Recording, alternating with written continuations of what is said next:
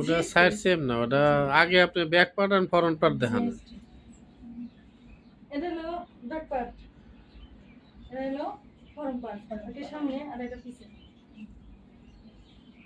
এটা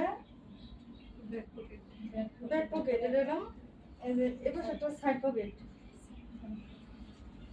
এই এটা হলো লুপ, এটা হলো বেল, যেটাকে বলে বেল জয়েন্ট।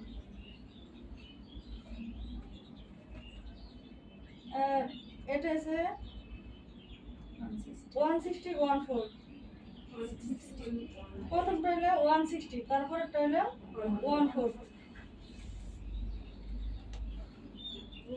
বলেন।